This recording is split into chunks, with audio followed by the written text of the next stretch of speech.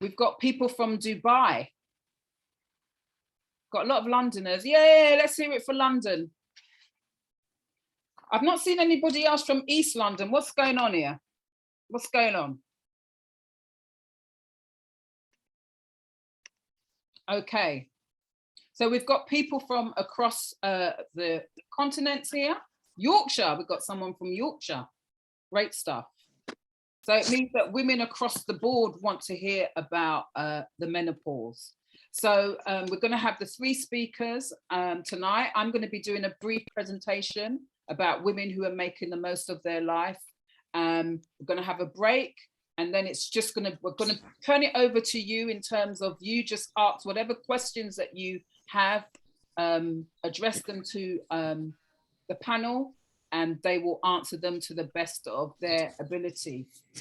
The first speaker that we've got on tonight is Bukky Ayoade, who is a certified health and wellness coach to midlife women and a principal consultant at Vibrant Midlife Wellness Practice. She's got over 35 years experience as a pharmacist, and she's currently working with the NHS, helping them to devise an effective menopause program for women like you and me.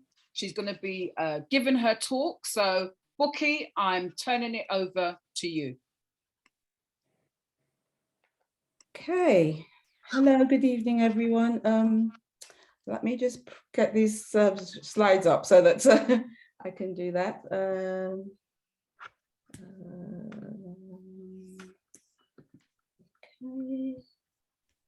Okay, press a few buttons, hope that it works. Good evening, everyone. It's a pleasure to be here. Thank you, Marcia, for having me.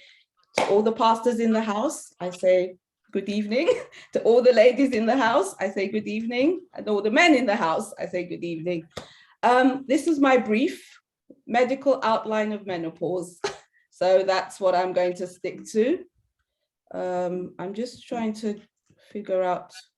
So Marcia did a brief intro of who I am. There I am. Yeah, so my background's pharmacy, but I'm also a certified health and wellness coach to midlife women specifically. And yeah, that's been my trajectory, many years in the healthcare space. But my passion in life is women living well, women being healthy, being happy, and being, having that total physical and mental well-being. I use a unique faith-based and evidence-based approach to my practice and my coaching. As Marcia said, I'm helping to develop the National Menopause Programme at NHS England at the moment. I speak on all things women's health, especially the menopause transition. And I recently published, it's a wellness self-care tool for midlife women. It's a wellness and affirmation journal.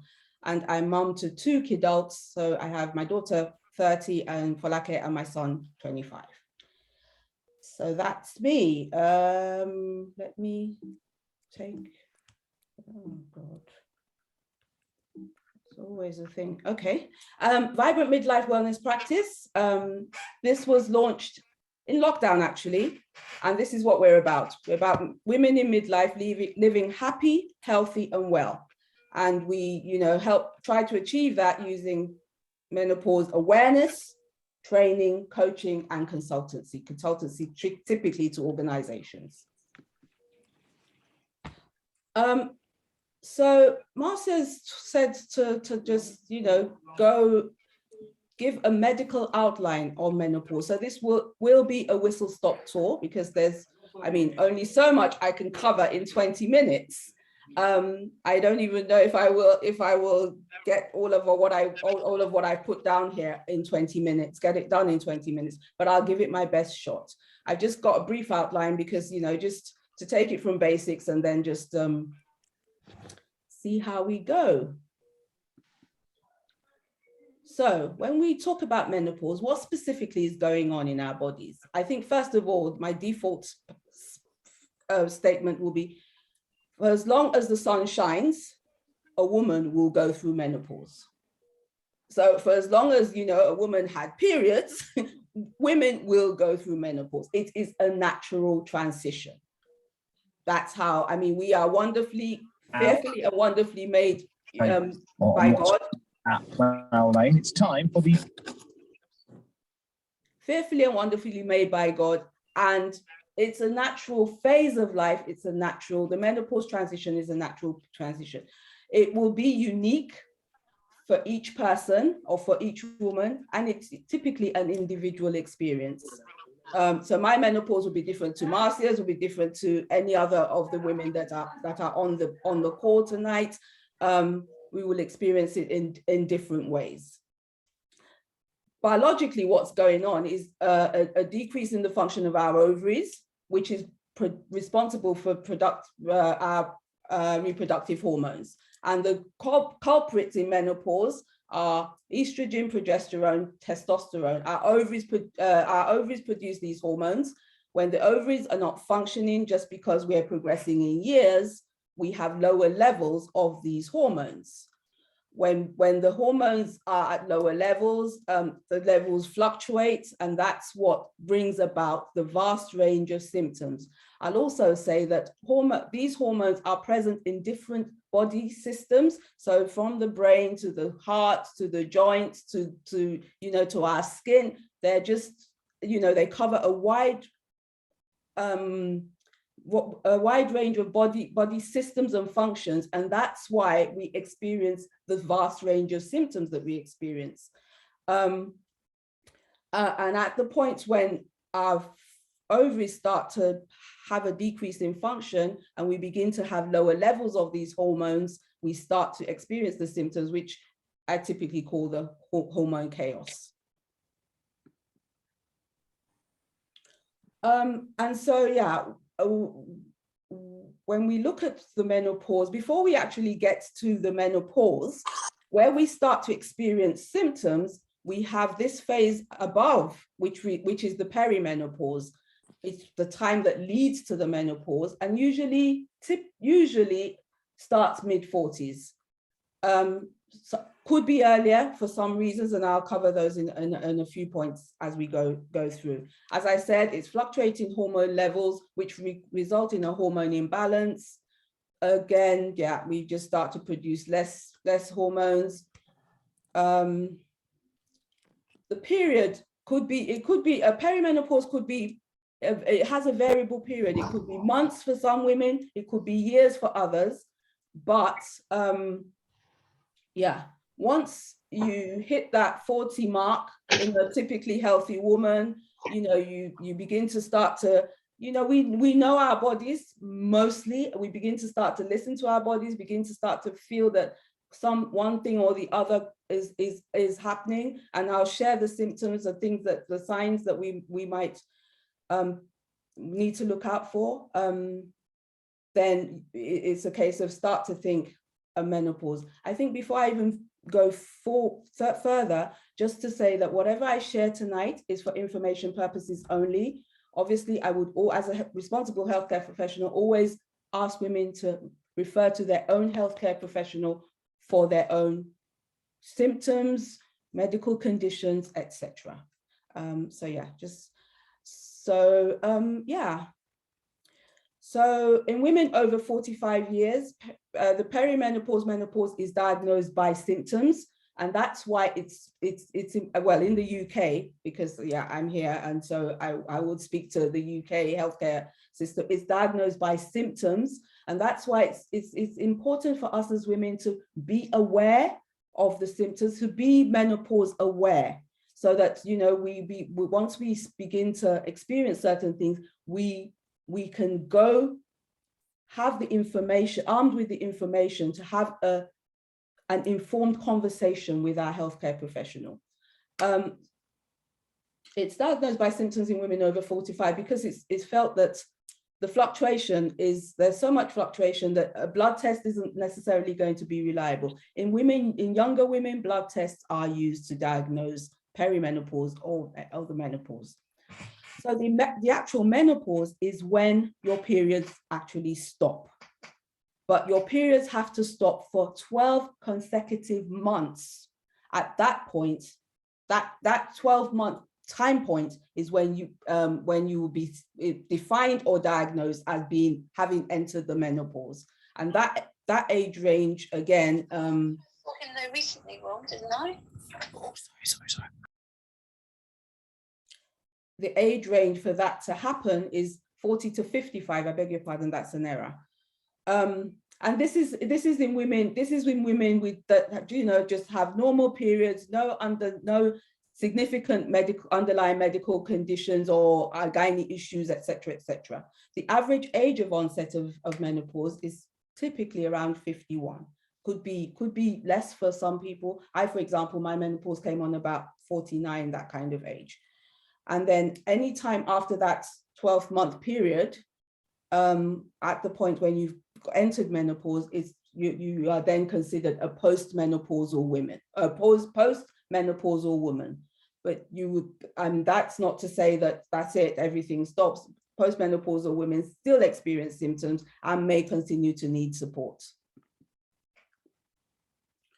There are some women that experience total loss of their periods under 45, they will be classified as being in early menopause, and any loss of periods in women under age 40 will be is described or defined as premature menopause or premature ovarian insufficiency. So that's what POI stands for. Again, that could be as a result of genes, it could be family medical history, could be, you know, women have got, you know, many gynae problems, you know, you've got the fibroids, the endometriosis, women having to have hysterectomies, certain, you know, women have certain treatments, chemo, radiotherapy. Those are the kind of things that could bring about the early or premature menopause, but that's not exclusive. Okay, let's look at some symptoms.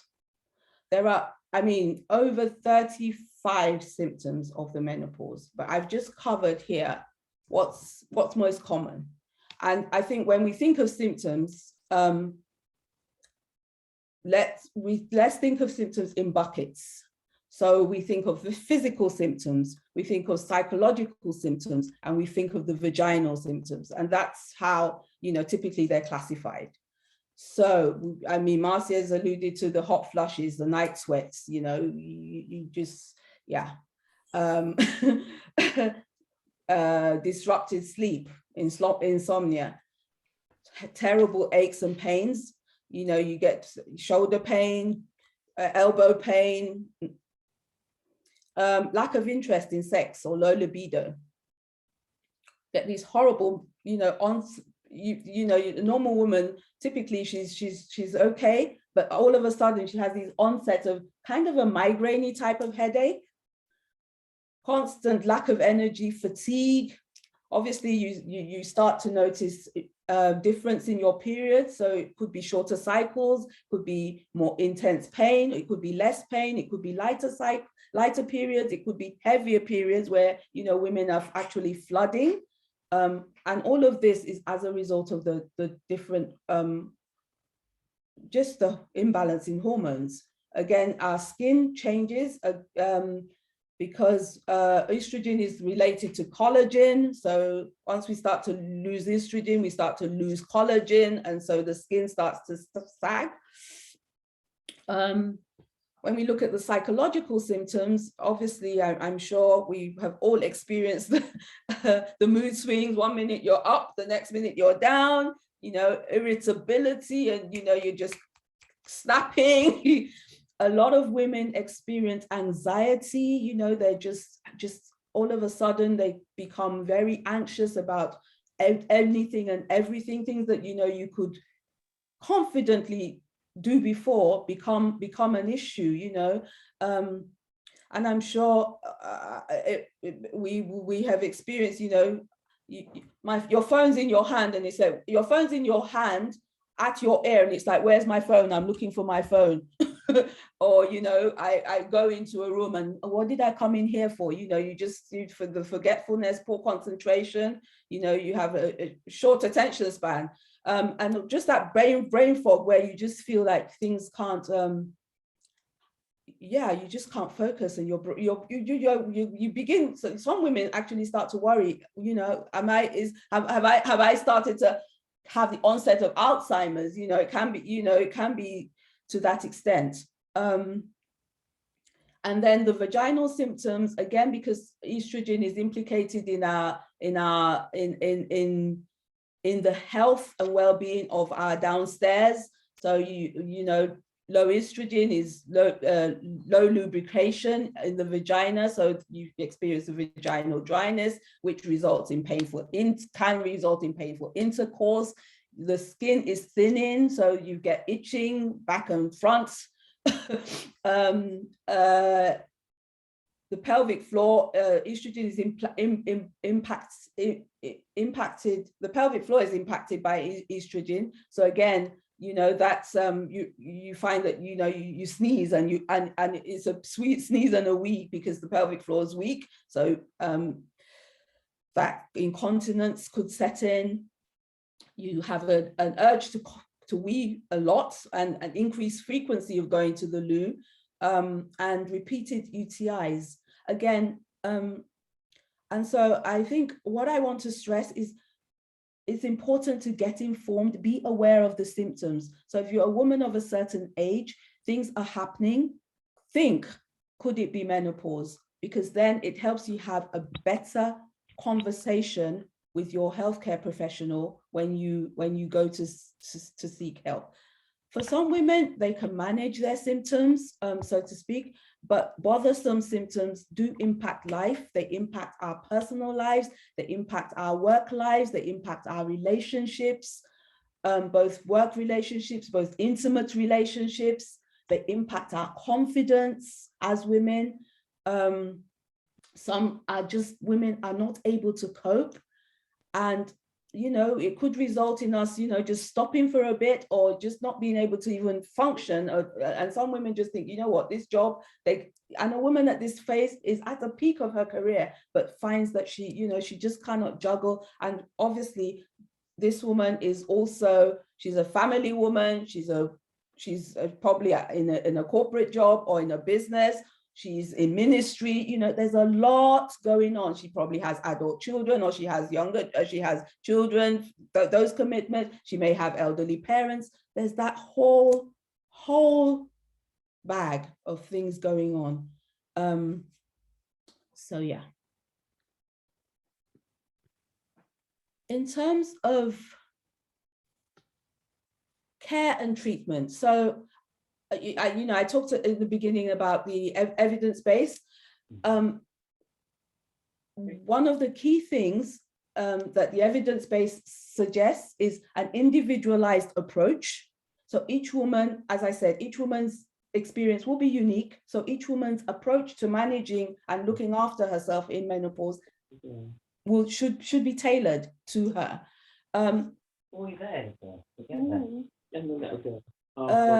The evidence does talk about lifestyle change as one of the key levers that helps. So I know that a lot of the time you hear about, oh, treatment, HRT, but honestly, I would actually say one of the things that I have found helpful for myself and for my clients, and that I advocate, because having worked in the pharmaceutical industry for the better part of my life, I always say I'm the pharmacist that doesn't like to take medicine. And I'm not knocking HRT because it has a place, but I would always default to, let's start with lifestyle. Let's see what we can, when we make certain modifications on, you know, diet, you know, what we eat, what exercise are we doing, how we regulating at what we do so that we get a quality sleep, how are we coping with stress and managing our stress levels, what support systems have we built in, how are we managing weight, again, that's all tied in with the diet, with the exercise, etc. And if we drink, if we smoke, all of those kind of things, how are we modulating those things to help us live well, live better at this phase. And then we go into the prescribed treatments. I've just touched on these. Obviously HRT, because we are losing hormones. So the default is replace the hormones. But HRT doesn't come HRT comes with its own things. It needs tinkering. It needs a fine tinkering to get it to levels that it works for women. It also has its own side effects as well, but it has its place. I talked about anxiety, so there's cognitive behavior therapy. These are kind of talking therapies that help. SSRIs are antidepressants. So menopause one of the symptoms of menopause, depression is not a symptom of menopause. Low mood is a symptom of menopause, but SSRIs prescribed in menopause are not for low mood, they are prescribed for flushes. So it's useful because what I hear on the grapevine is a lot of the, especially primary care GPs that you would go to that are not specialist menopause doctors, they would offer you antidepressants. So you need, again, with the information, armed with the right information, you need to be asking, because antidepressants again have their own side effects that could not necessarily put you in the best place. And then there are just other therapies, herbal remedies, again, black cohosh, St. John's wort. I would always recommend consulting your healthcare professional before you pick up any of the over-the-counter medicines, simply because if you're on medications, some of these could interfere with your existing medication. And again, just always, I'm always one for working with expertise, working so that you're not tinkering with yourself. And I've heard that yoga and Pilates, I know that stretching works. Yoga, Pilates, they're quite big out there for helping, because yoga helps with breathing and all of that kind of aspect. But as a Christian, I actually used to do Pilates, but I then attended a Christian retreat, which then gave me the origin of these things. And for me, I stay away, but I know that it helps some women, so I always share that, but what I do is I can use some of the stretches, and I do stretch. Aromatherapy, so yeah, again, use of essential oils for anxiety, sleep, to help your gut. Breathing is also important. Supplements, when we look at because we have bone loss and muscle loss. So bone loss, we use calcium and vitamin D to help with our bones. We use magnesium to help with our sleep, and the omega-3s also help with our bones as well. So again, there's a lot to cover. So that's why it's important to, when you're looking to start to refine your menopause care, it's work with someone that knows what they're doing, that can help you and support you in the right way. I always say that if our cars, had an issue, we wouldn't go under the bonnet and start tinkering under the bonnet with our car. We'll take the car to the garage. But then it surprises me that women think that they just want to just do their own thing when it comes to their physical well-being. And again, focus on your physical as well as your mental health and well-being. That's so key. So I've talked about, our ages and stages. I've talked about symptoms. I've talked about treatments. And I just wanted to, just share. Marcia, how long, much more long have I got? You've got 7 minutes. Oh my God. So let me speed it up. Okay, so menopause is not, so if you Googled midlife, the first thing that comes up is midlife crisis. And for me, menopause is not a crisis. We are special women. Women at midlife, we're over half of the population. We are significant contributors to the economy. We are women at the top of our game. And I know of a Noah that it's possible to live well and thrive at midlife despite our symptoms. And what's the basis for my belief? It's the scripture. It's God's intention that we live in health and well-being and we prosper. in our bodies and in our souls. So if that's God's intention, and he knows that a woman at a certain age will experience symptoms, then for me, I'm thinking, okay, how do I partner with God to live well at this point in time? Yeah, the thing is not.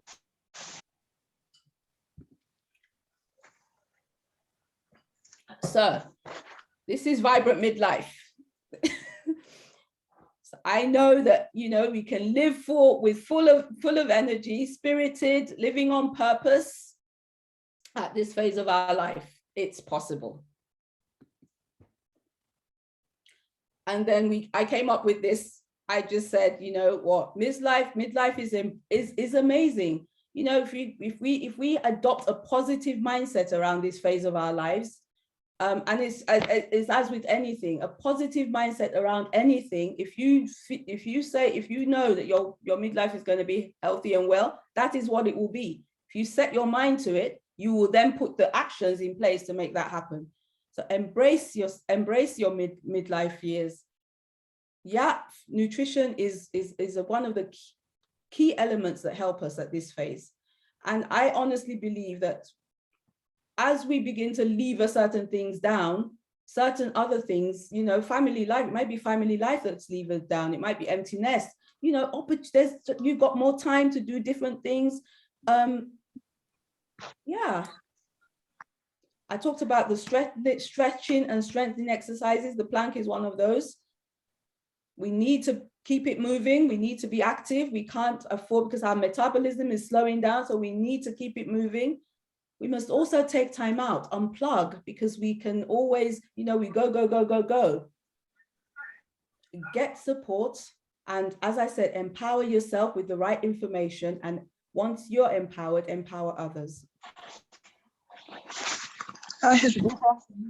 So my approach is, you know, we look at health, we look at wellness, and have a wellness approach to this phase of life.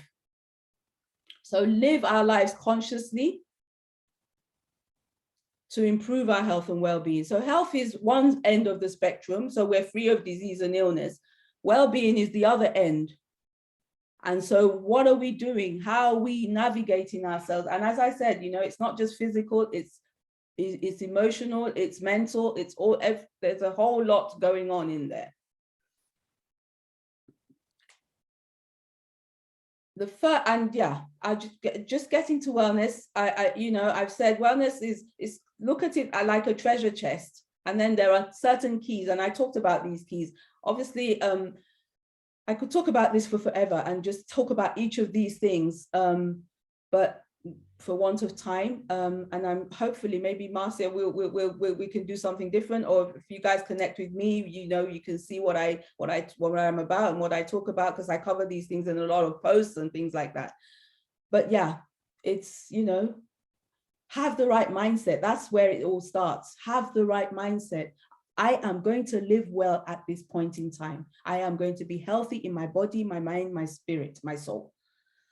And then begin to find strategies that work for you to help you to do that.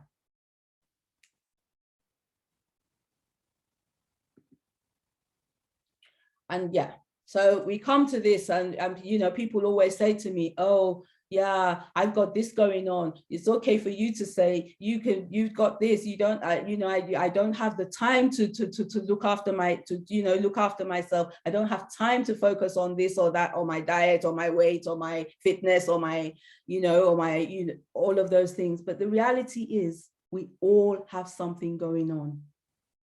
I could share a massive story with you about what's happened to me in life. We all have had something going on, have something going on in this present day. But in order for you to do anything, be that the business, be that your career, be that your family, be that your purpose,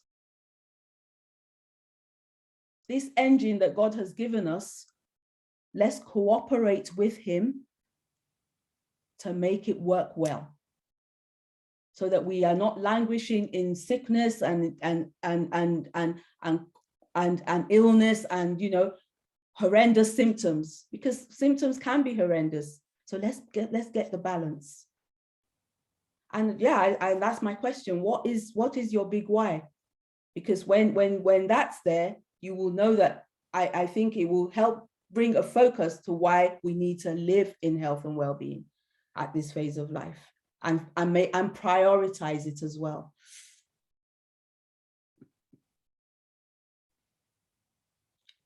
Yeah.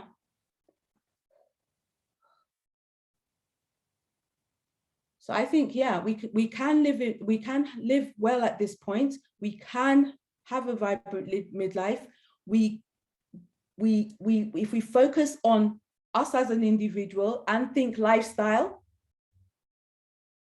and what we do as we tinker our foods, as we tinker exercise, as we bring in exercise, as we manage all of those things, if we think about it being consistent and sustainable, so that it becomes a way of life rather than, you know, a fad diet, or this here, or this works for Catherine, so it might work for me. No, just have an individualized approach. Seek the right help and support. And yeah, I know that our wellness lifestyle will take you to a vibrant midlife. I've shared some information sources on here. Women's Health Concern is the patient arm of the British Menopause Society. They have a lot of fact sheets, because again, there's a plethora of information out there, but you want to go to reputable sources that are evidence-based, so you get the right information. Rock My Menopause is also another website, which is the Primary Care Women Health Forum, so primary care clinicians, but it's quite a useful, funky site, actually. Of course, there are people like myself and other people that will speak today. And this is my prayer. May we all prosper and enjoy good health. But I would also enjoin us to live a healthy lifestyle, and there's no better time than now. That's me done. Thank you, Bukky. I'm clapping. Thank you. Now I know why I've got pains in my shoulders. So I get pains in my shoulders and I'm thinking, where's this pain come from? But now I know it's because of the menopause. No, thank you for that, that presentation. It's made a lot of things very clear. If you enjoyed that presentation, please say so in the chat, because it's evident that Bukky put a lot of time and effort into that presentation. I found it really very enlightening. So thank you, Bukky, for that. You're most welcome. We'll be having the Q&A after the last person has spoken. So any questions that you have, save them for the last hour of this event. And now I'm going to bring on Yvonne Brooks, Pastor Yvonne Brooks, who's kind of like was the inspiration for me to actually put on this event. She's going to be sharing about her experience of the menopause and how she dealt with some of the symptoms that she had to move on to kind of like just be embracing her life and being vibrant, as Bukky has stated about, you know, having a good life, living well, being vibrant. So Pastor Yvonne, over to you. Thank you so much, Marcia, and good evening to all the ladies on this platform tonight. Thank you so much for asking me to come along. You know, I love talking about the menopause. I don't have a PowerPoint presentation because I think it would be more therapeutic for all the ladies just to look at me this evening. Okay, so I want to share just a little bit about my experience of the menopause. And at the end, I am going to actually read a poem from my book, a humorous poem about the menopause. So I was perimenopausal for about 11 years, and now I am 8 years post-menopause. And all the things that Bukky have mentioned, I think I didn't just have your 35 symptoms, Bukky. I had 40 odd plus symptoms. Marcia, I've got pain on my pain. Okay. But ladies, please don't be horrified, because for me, the menopause signaled a change of pace. All our lives as women, we're busy serving, looking after other people. And when we get to the menopause, it's like God is saying, okay, now it's time for you. And because of all the symptoms, guess what? You actually begin to focus on yourself because you are right there with you. And so I started to notice my symptoms when I started to get the hot flushes, and I call them the Hawaiian hot flushes because they were like a wave of the sea. You know, it comes in a surge, whoosh, and it would come from the feet and come up to the head. And then somebody would drench me in a bucket of water. And this would happen anywhere, in public, in private, in bed at night, these symptoms would come. And they came one after the other. The shocking thing was that I had not expected any of these symptoms because my mother, who died 8 years ago now and was 91 when she died, I never saw her have a hot flush. I never heard her complain about anything. I never heard her say anything about the menopause. I've been in church my whole life. Didn't hear any women in church talking about the menopause. And so it was a complete, well, not a complete, because I heard about it, but because my mother was symptom-free, I thought I would share the same heritage. But no, completely the opposite. And so I had to find a way to negotiate this road. I did go to the GP several times, but literally they showed me the door. They would not prescribe any hormone replacement, although I'm not even sure that I wanted that. But at least I felt they should have considered it. But no, they showed me the door. And up till this day, I've never had a hormone. So then, what have I done? Because as Bukky said, the change affects every single part of your body. Your hair, your skin, your fingernails, your teeth, your muscles, your bones, your reproductive system, everything is touched by the change or the menopause. And I figured out why they called it the change, Marcia. It's because everything changes. And so you have to be very diligent in caring for yourself, because as I said before, God is saying to you, it's time to take care of yourself. And so that's how I ended up writing my book on the menopause. And you can get this on my website, YvonneElizabethBrooks.com. But I'm going to share with you some of the things that I did to make my life a little bit easier. And all was through trial and error. One of the most useful things that I found was this little thing here. I don't know if you can see. It's a magnet, and it's called the Lady Care Magnet. Now, I loved it because you're not taking anything into your bloodstream. It doesn't have any side effects, but it does something with the polarity in your body and helps to dissipate hot flushes and to decrease them in intensity as you go along. And you wear this inside your knickers. Very good place. So you put the big part next to your belly button, and then on the other side of your knicker, you put this round part. But you need to be careful. I've had to fish this out of the toilet several times. And I went out to a wedding the one day, and I was walking around and people were looking at me funny. And I thought, what was happened? Have I grown 2 heads? I had a fork attached to me. The magnet had attracted a fork, and I was walking around with the fork attached to my midriff. So there are a few drawbacks, but this works. And even now I'm postmenopausal, I find that from time to time, especially if I'm stressed out, then I do need to wear it. If I'm going to speak, then I wear it because it helps to keep me cool. Of course, another thing that will keep you cool is one of these little friends, this fan, which I always have with me. So Marcy, you need to get one of these. Okay, so I tried all of the herbal remedies that Holland and Barrett had, every single one of them. And each of them worked for about 12 weeks. And it's like, that's a magic number, because when you get to 12 weeks, it's like your body says, I know what you're up to. And then it reverts and it goes against everything that you've been trying to do. And that medication will stop working. I can recommend a couple of things that really helped me. And this one is from Holland and Barrett. They have the perimenopause tablet. This is the menopause one because I am postmenopausal. And this one really helps with all of the symptoms, including helping you to sleep. It supports your vision, your digestions, and all kinds of stuff. But please do your reading. You can't be lazy when it comes to the menopause.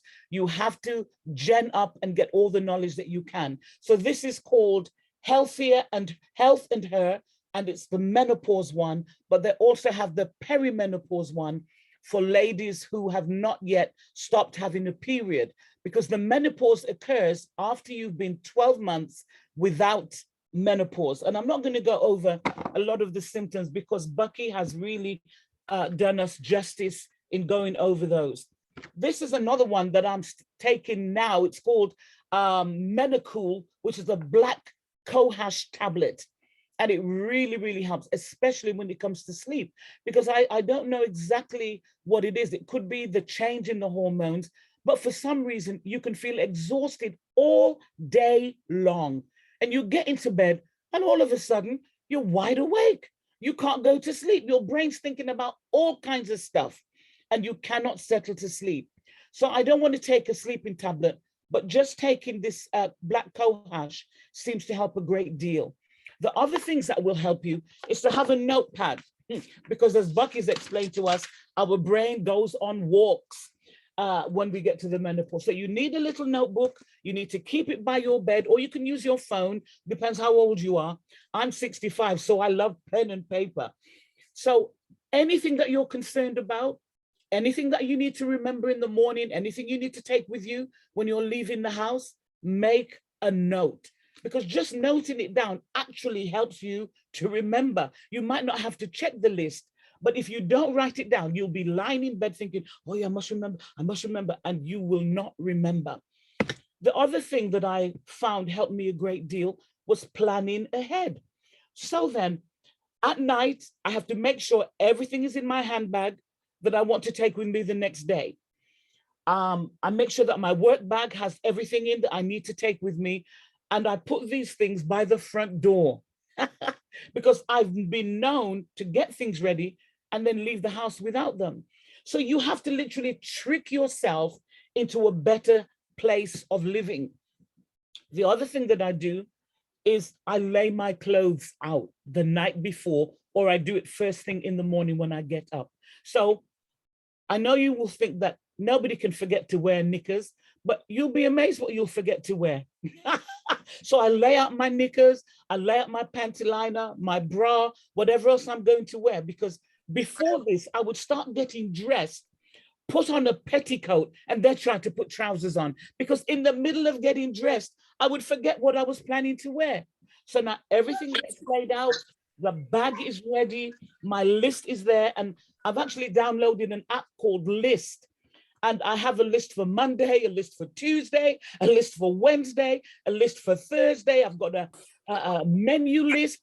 I've got a list for everything, because if I don't have a list, it just doesn't happen. So all of these things will help you, because if you get stressed, everything increases in intensity, the hot flushes, the sweats, the feelings of anxiety, which seem to accompany the menopause. It just seems to be a part of it. And so you need to make sure that you can decrease that stress. Your skin becomes really, really dry and sometimes very itchy as you go through the menopause, especially on your chest, on your neck, your thighs, your inner thighs, and you can literally scratch yourself. Oh, sorry. You can scratch yourself to within an inch of your life, which I did several times. But if anybody has an Aldi near them, then in Aldi, they sell this thing called Miracle Cream. And I believe this is a miracle potion, because I'm telling you, it moisturizes the skin. It helps it to heal very quickly. It helps to cut down on the itching. And you can use it all over your body, ladies. Anywhere where it's itching, anywhere where you have skin, you can use this. It's absolutely amazing. But when you see it in Aldi, you have to buy it in bulk. It appears like they only have it once a year. Put it closer to the screen. Can you see? It's Miracle Cream. It's in Aldi. And they also do the Miracle Oil, which I've used on my hair and which you can spray on your skin as well. It's absolutely amazing. Okay, Bukky mentioned about a dry vagina, which if you are still alive and you still have a sex drive, then it will inconvenience you to have a dry vagina. So I went to the doctor. I was actually complaining about something else, but he was so kind and prescribed this for me. And it's called Silk, spelled SYLK. It's non-greasy, and you can use this on your vagina, or you can put it on your husband. It's up to you, however kinky you are. And this will really help with vaginal dryness and facilitate good sexual activity. So go and get some from your doctor. Even if you don't need it right now, you can put it down for when the time comes. So get some of this Silk, okay? So that's all of the secrets I'm going to share with you, but I'm going to say to you, you need to look after your teeth. I have broken 5 teeth during the course of my perimenopause, because it's not just the menopause, it's also years of wear and tear, and your teeth can become weakened and they will start to break. So even if you haven't been to the dentist regularly before, in your menopause, you need to start going to the dentist regularly. You need to look after yourself. Ladies, you should be having at least 1 massage a month to relax you, to remove toxins from your body, and to help to facilitate health. I've started since last June having exercise sessions with a personal trainer. Yes, I know, me at 65 with a personal trainer. We do it on Zoom, and 2 times a week, I'm on the Zoom with my exercises. I exercise for an hour, and most of it is stretching, because listen, if you don't use what you have, you are going to lose it. Your muscles will contract, and you will find that you can't do what you used to do before. Even if it's just lifting your arm to comb your hair or to try and do your zip, you lose that flexibility. So you have to hang on to it, okay? And the other exercise I get is I'm a prolific gardener. So starting from Monday, I will be out in the garden most days of the week, and I'm stretching, I'm bending, I'm doing all kinds of exercises disguised as gardening. Okay. What else can I say? There's loads more I could tell you, but please get the book.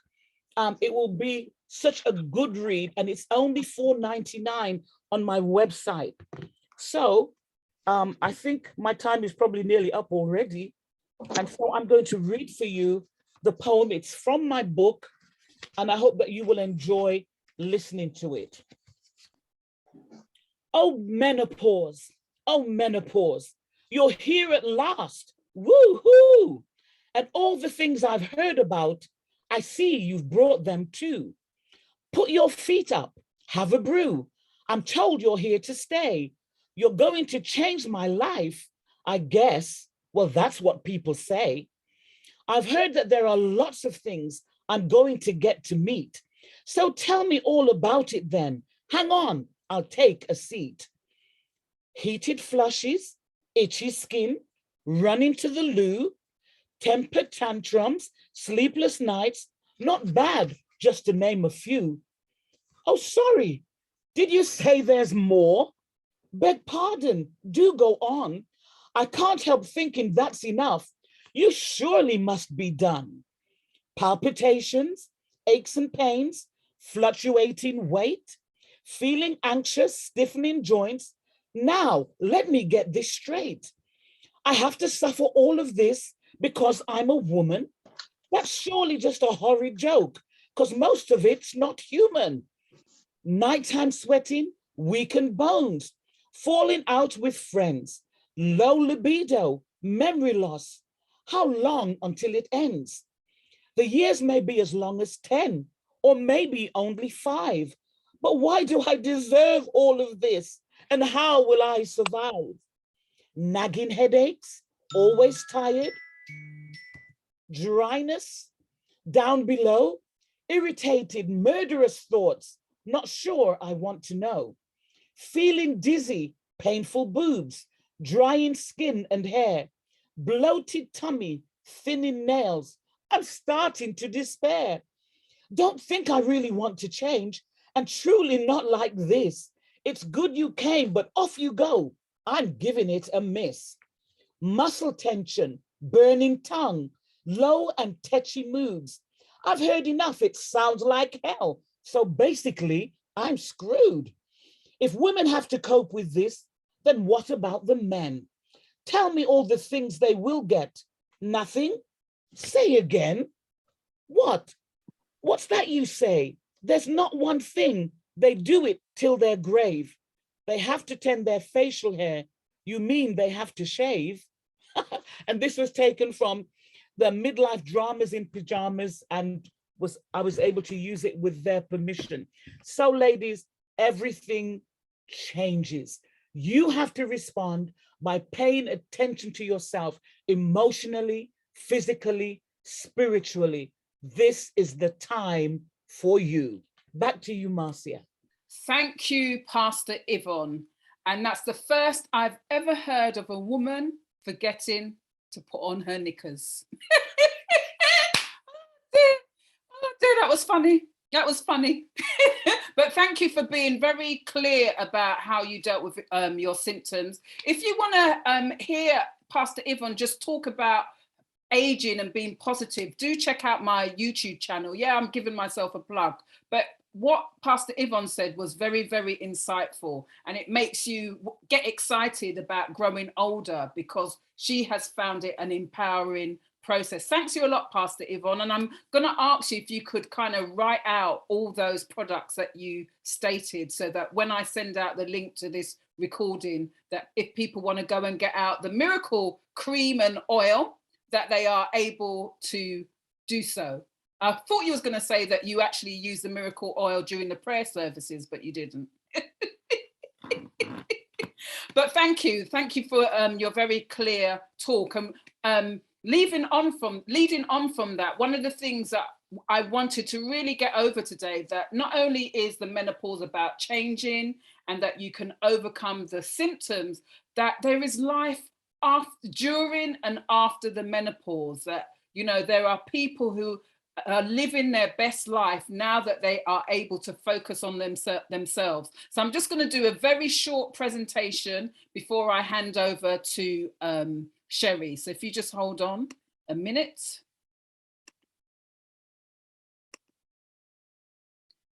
Let me know if you can see my screen.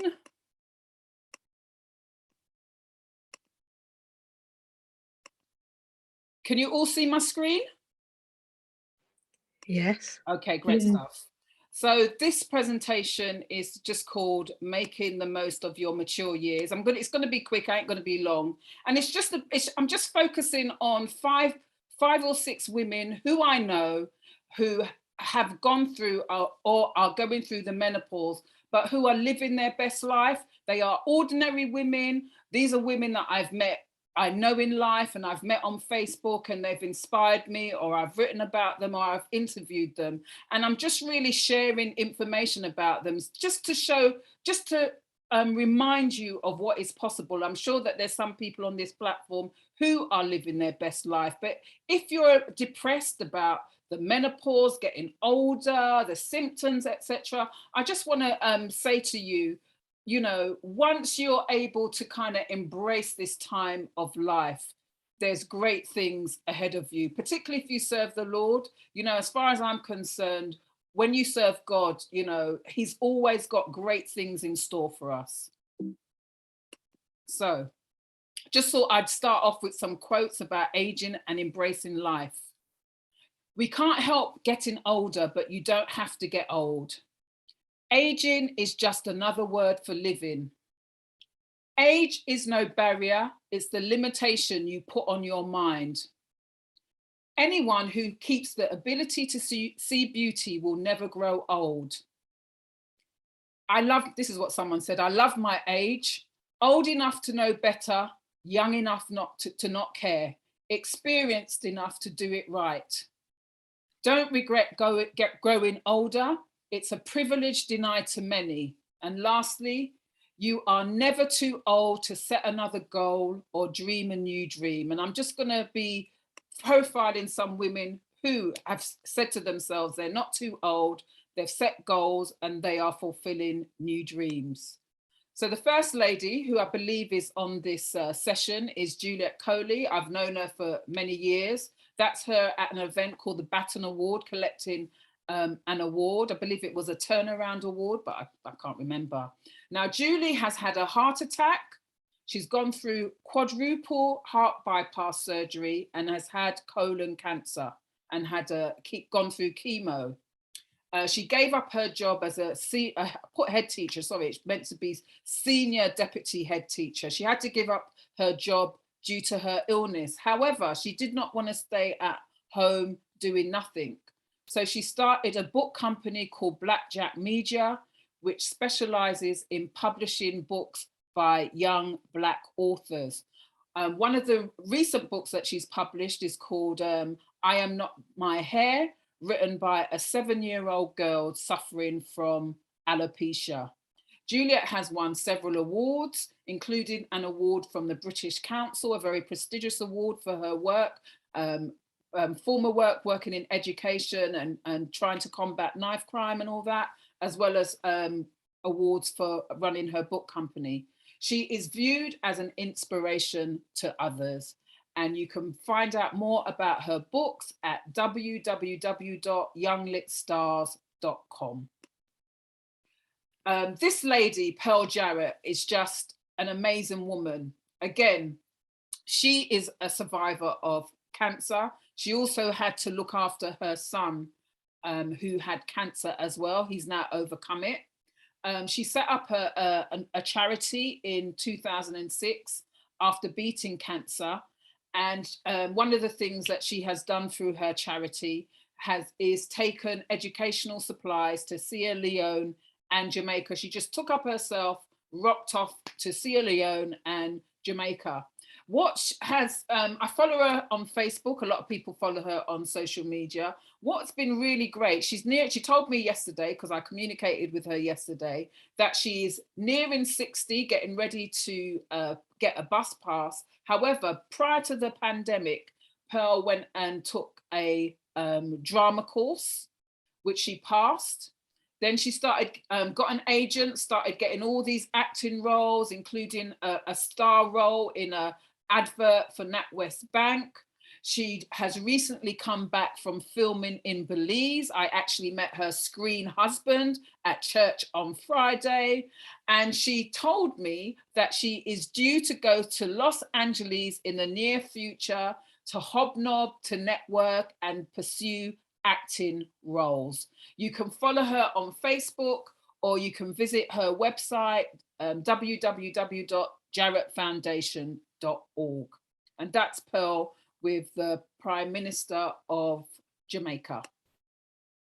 I interviewed this lady along with Pastor Yvonne and Pearl, actually.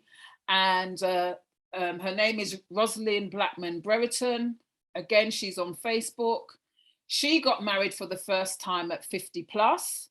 And what really intrigued me about her was that she started bodybuilding because she wanted to get back into a bikini. And that was at 50. And she now enters bodybuilding competitions.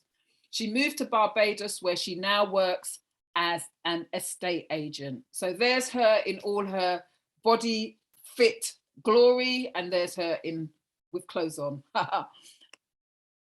Teresa Beckles, another friend of mine.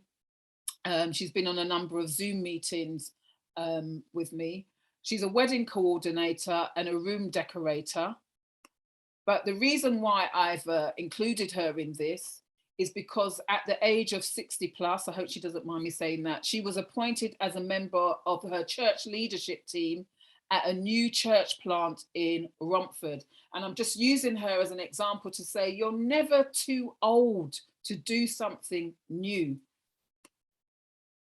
Angie Lamar, who you may or may not have heard of, in the UK, she's the first Black woman to achieve success as a comedian. She's also a playwright and director, but I included her here because she started a project last year called We Walk Wednesdays in Lewisham in response to the lockdown that had a lot of people isolated and at home, not able to get fit. She started off in Hillyfields, a park called Hillyfields in Lewisham. By the end of September, 5 people had contacted her saying they wanted to run something similar in various parks in London and also in Sheffield. We Walk Wednesdays has restarted, and there's 9 walks currently taking place in London, plus walks in Leicester, Sheffield, Birmingham and Nottingham. Walks take place every Wednesday for an hour. I've been on that on We Walk Wednesdays. I go quite regularly. I love it. I love the camaraderie, and I particularly love it because it's helped me to learn how to do the candy dance, which I could not do before. Aside from We Walk Wednesdays, Angie's also going to be doing We Box Fit, We Talk TV, We Golf. Somebody's going to be running We Hike, i.e. we're going to be hiking from Stratford to Greenwich O2 on April the 30th. Feel free to join, it's free. And she's planning to do a festival in August. And sorry, I've included myself, not because I'm vain, but if I'm talking about living your best life, I might as well say how I'm living my best life.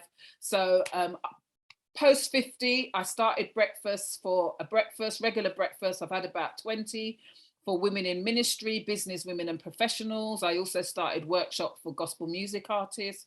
I received an MBE. During the lockdown, never heard of Zoom, started a series of Zoom events and online masterclasses. I've also started an online course, and I'm working on a book, and that's me post 50. Can find out about more about what I do at www.marciadixon.co.uk. And that's me done. And I'm gonna hand it over to Sherry Dixon, who is going to tell us all about things that you can do to make the most of your life and transform it if necessary. Sherry Dixon, over to you. And we're not related, but we're kindred spirits. Sherry! Oh, Sherry. I know she's here somewhere. Let me find her. I had to unmute, sorry. Oh, right, okay. I thought you got lost. I thought the computer was too technical for you. I was going to come and save you. You know, it's my son's computer. Thank you for inviting me, Marcia. It's a great topic, and it's one that we should be having more often. So, I'm glad that this is making the rounds. I'm very happy about that. And it's so nice to see so many ladies that are interested in the topic, because I'm looking back at the time when I was going through mine, and I'm sure I'm still going through it. And basically there was nobody talking about this. It was like, who, me? I don't know about those things. Sorry, you have to accept that I'm going to go in Guyanese accent and come out because I live there now. So let me put it so that I can see people's faces. It feels nicer than just looking at my own. So I'm putting it on gallery. So what's my thing? I was working in makeup artistry, then I moved from that and I went over to being a magazine editor. I was editor-in-chief of Pride magazine, and then I went to the Caribbean. While I was going through editorship, I didn't actually realize that I was going through the menopause. I was just getting vexed every 5 minutes. Just really didn't like anybody. Everybody was getting on my nerves. My children, I was cleaning chicken, and one time my son was talking to me and he must have been rude, and next thing I know, the chicken was across the other side of the room and he's going, shh. But I apologized, of course, and they're much older now. I'm using his computer. But the point is that when you're going through the menopause, at least now, there are people like us that are talking about it. Back in my day, nobody explained what is the menopause. I did see people with the fan, especially in church, the fan, the white hanky always pressing, or their rags or something, but nobody talked about it because it was something to be ashamed of. Whereas now we don't have to call it shame because it's something that most women will go through. And those who are pretending that it's not happening to them, well, I'd have to say it's not happening to them yet, because we all go through it. So Marcia told me about this, and I wanted to talk about my changes. through the menopause. And I wrote, the changes of my menopause were so intense and it seemed never ending, never ending. Why was I always so tired? Why am I always wanting to sleep? Why am I always angry? I wouldn't even let people get away with something. You know, like sometimes somebody says something to you and you think, oh, let it go. No, not letting it go. I have to deal with them. And so it's right to say that in my 40s, I fell out with a lot of people, though I've apologized to some of them. But I wrote, this can make you feel as though you'll never feel normal again, because it seems to be going on and on. At least with your period, you have it for, what is it, 5 days or something like that, and then it goes away, or 7 days. But with the menopause, it's always there. It seems like your radiator is turning on when it wants to turn on, and it's at the most embarrassing times as well. But once you've reached the menopause, a lot of people keep saying, I can't wait to be normal again. Well, it's never going to be normal again.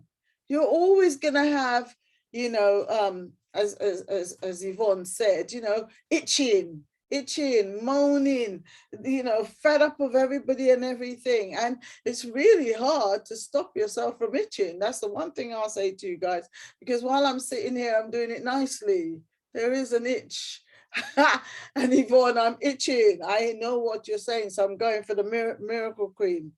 But for me, it was about my sense of purpose. I was a magazine editor, and I found that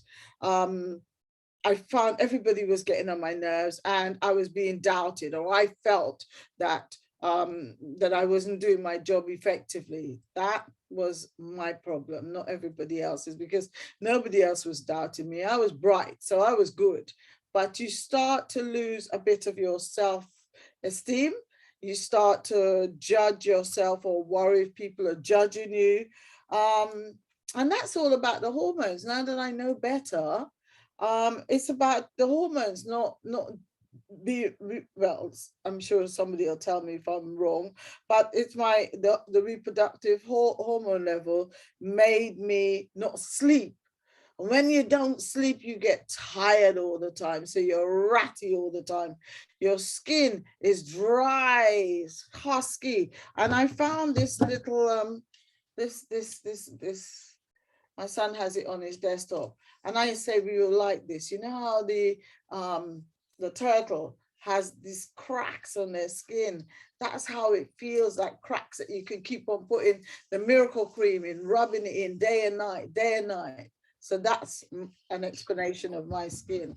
That's how it feels all the time. The last bit is anxiety, panic and anxiety.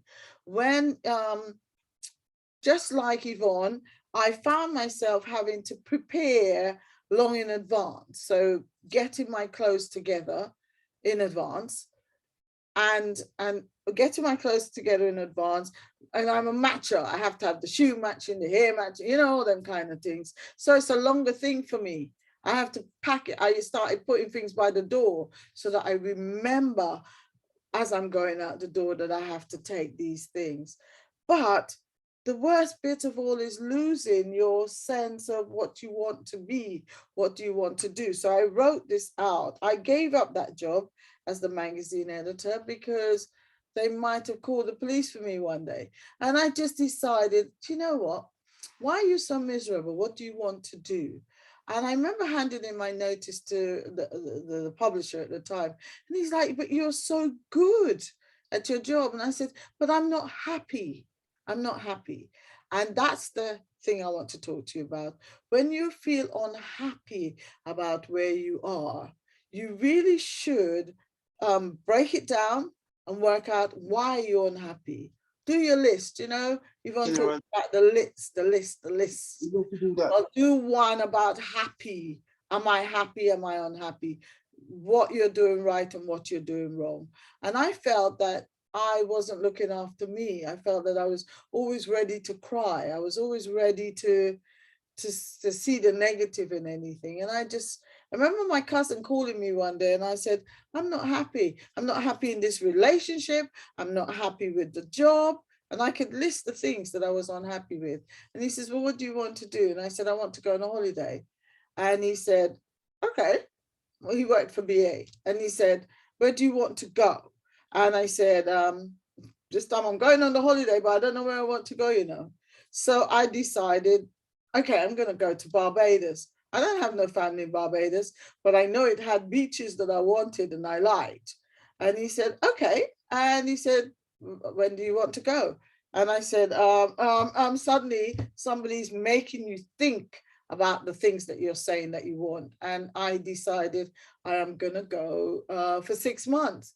6 months to an island that I have no idea what it looked like, but I knew, I think it was God transitioning me to go to a place that I would be able to cope. And I booked my flight. He booked it. He says, well, 3 months brings you to December.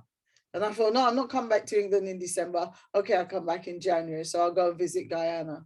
And that was the beginning of taking control of myself, because I wasn't happy in England. People were too miserable. I wasn't happy with what I was doing. I'd become a motivator and I was doing so well and I had so many followers, yet internally I wasn't happy. So I went to Barbados, and when I went there, I booked an Airbnb, and it was at the top of like a hill, and you can walk down into the beach. And I went to the beach every day, twice a day.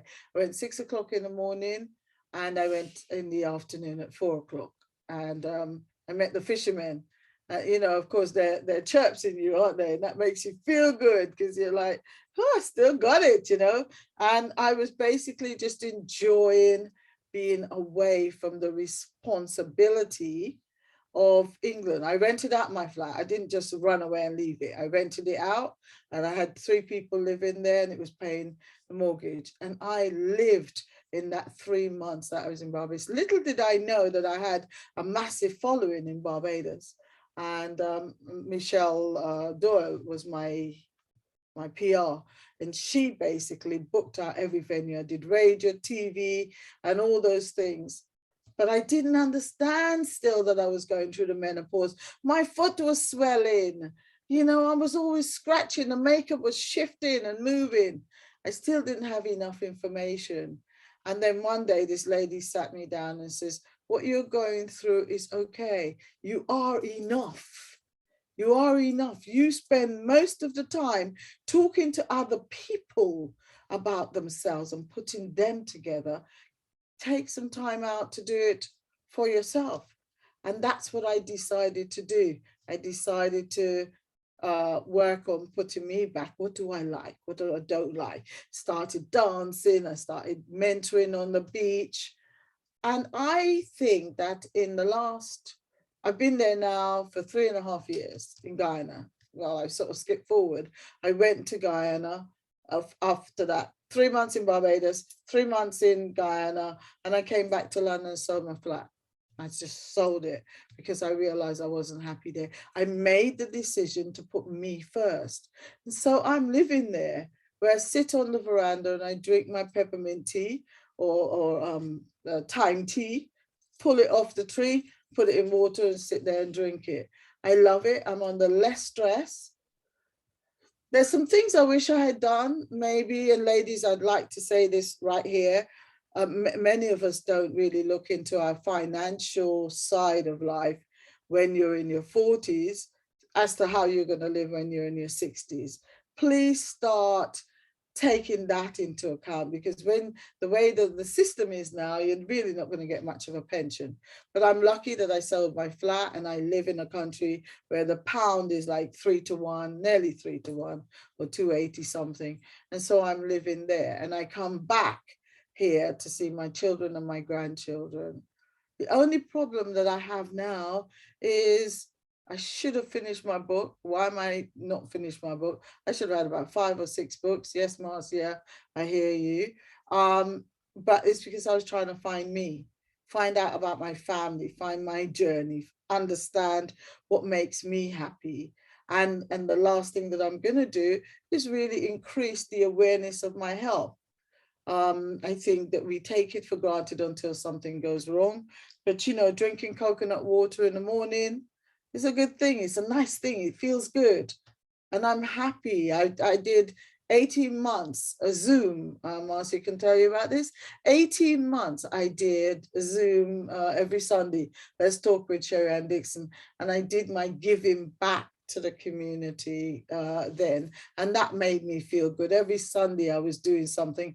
It was like church in a way, because it was promoting and passing the baton on, because you're showcasing other people and the works that they do.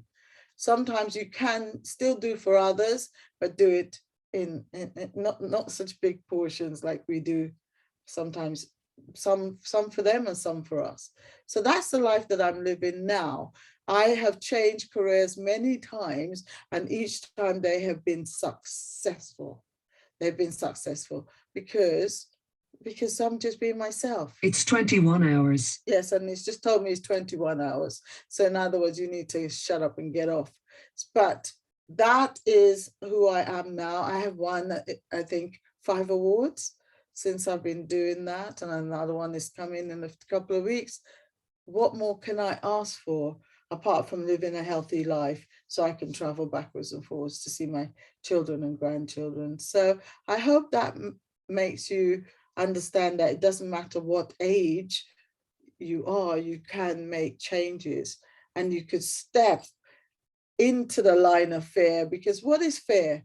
Fear is something, is the unknown until you try it. Come on, try it. Go and live somewhere that you don't know Auntie Jane down the road, because sometimes they can be a hindrance. I went there with people that I didn't know, and I did well. So that's me. That's my story, Sherry Ann Dixon. What is it now, Marcia? Honorary doctorate.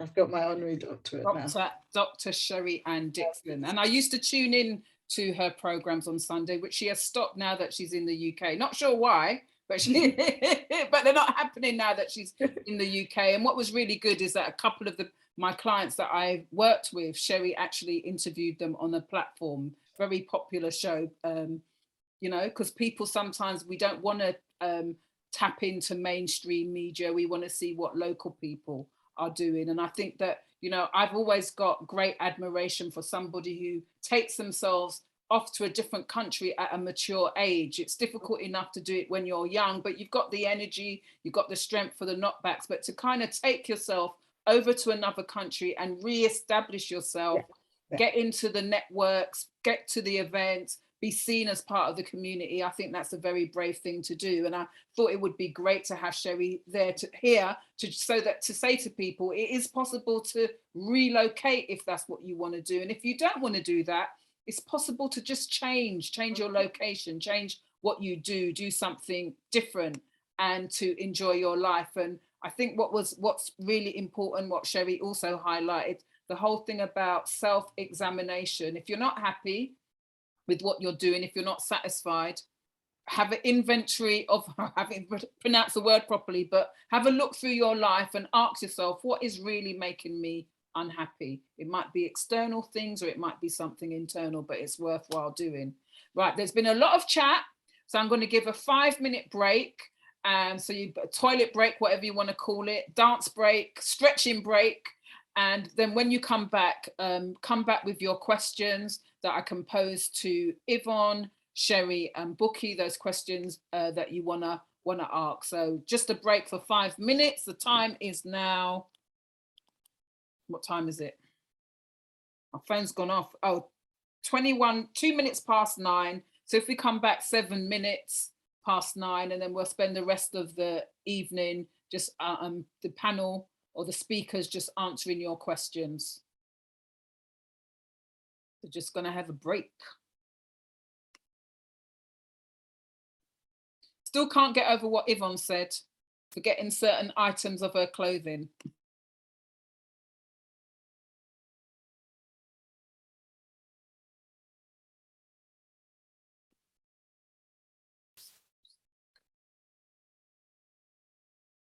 I did the same thing, Marcia. Oh, was it? On the way to work, you know, so with the heat, you get hot. So sometimes you put on things and you leave the underwear for last. I've never heard of that before. Got to the bus stop and thought, oh God. Did you think I turned back? No. I see some people making confessions in the chat about doing the same thing. Yeah. You see, Marcia, I wasn't the only one. I've never heard of it before. All kinds of things can happen in this menopause. Sure enough. I just sweat a lot. Before the menopause, I never used to sweat. I had friends who used to sweat quite a bit. And this was before they were menopausal. And now to kind of reach that point where I'm just kind of sweating, it's like, Lord, help me, Jesus. Very uncomfortable. Yeah. But the doctor gave me a tablet called clonidine, and that really helps to cut down on the sweating. I don't take it all the time, just if I'm going to be in a public arena and I don't want the sweat running down. So I'll take it a couple of days before, and that really helps to cut down. Do you still sweat? No, not as much now. Okay. Listen, right, I thought the menopause was something that ended. It does not end, it continues. But you'll find that you don't have as many symptoms as you had in the perimenopause. But now I'm thinking, well, when's it gonna stop? And I don't call them flushes anymore because it's just like an intense heat. And I might not even sweat with the heat, but I still get that intense heat, which is fine in the winter when you need to warm up. But in the summer, it's not so good. But I do find altogether things, they're not going away, but they've lessened. They've lessened a great deal. And I do find that I have energy, although I can't move as fast as I used to. I think, what's going on here? But it's all part of getting older. But we need to keep moving. We need to pursue new things. We need to keep our minds fresh. Somebody's asking me to list the names in the chat, but I've actually put everything in the chat. They just need to go back up the chat because I've written everything in there. Did someone mention my name, Rose? I thought I heard someone say something about Rose. I'm the person from Jackson, Barbados. Welcome. I didn't hear anyone say anything about. I went to get one of our beverages called Deputy. I'm sure that our previous speaker would like one. Oh, yes. It's a little bit alcoholic. It is alcoholic. Oh, alcohol is not good for the menopause. Oh. They say every deputy, every sheriff needs a deputy. So, yeah. So I'm just having that as a bit of a break. So you will get back. Thank you so much. I actually just gave a lecture 2 Sundays ago. It's 2 Sundays ago. The menopause has me. 2 Sundays ago at church on menopause. Okay. And we had a tremendous response. Everybody was like, why aren't people talking about this? We need this sort of thing. You know, in the past, people didn't used to talk about it, but they were saying, yes, we need to talk. And so many issues came up. It was just amazing. Are you a menopause specialist? Are you a doctor or? Oh, okay.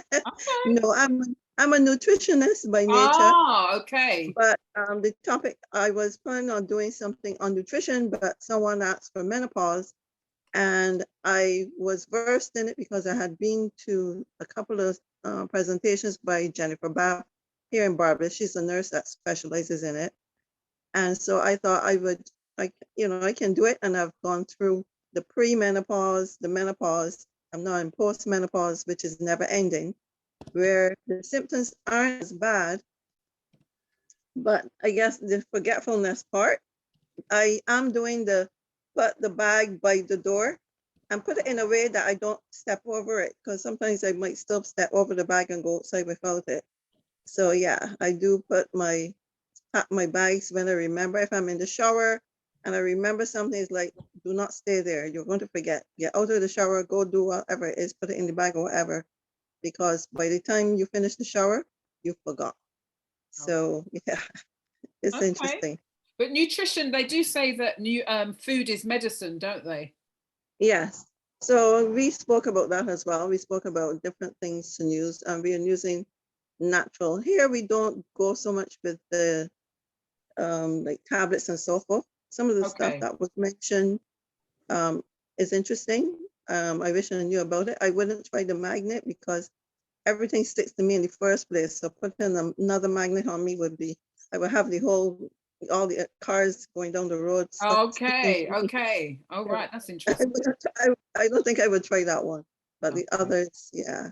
Some of the symptoms, I mean, everybody is unique, so you experience certain symptoms and not others. So yeah, I went through some of them.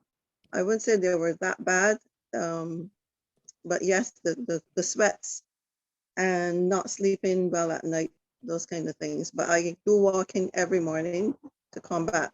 The waist that was once before 20 is now much bigger. So yeah, I get bloating and things like that. So yeah, but depending on what you eat. So we spoke about eating, and in the Caribbean, we have some things that you can use, you don't have to purchase, which is lemongrass, bay leaf, soursop leaves, things like that. We can boil as tea.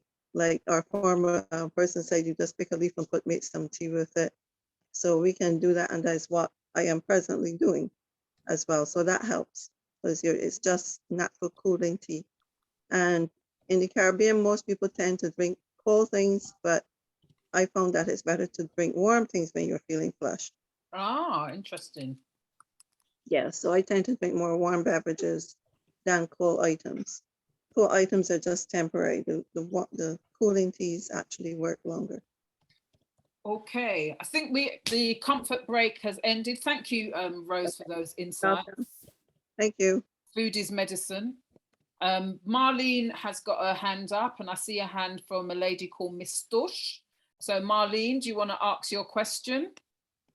Oh yeah, I actually wanted to share as well. Okay, no problem. The first question is actually to, it'll sound tongue in cheek to Pastor Yvonne, but if I was to create a range of knickers with pockets back and front, would you buy one?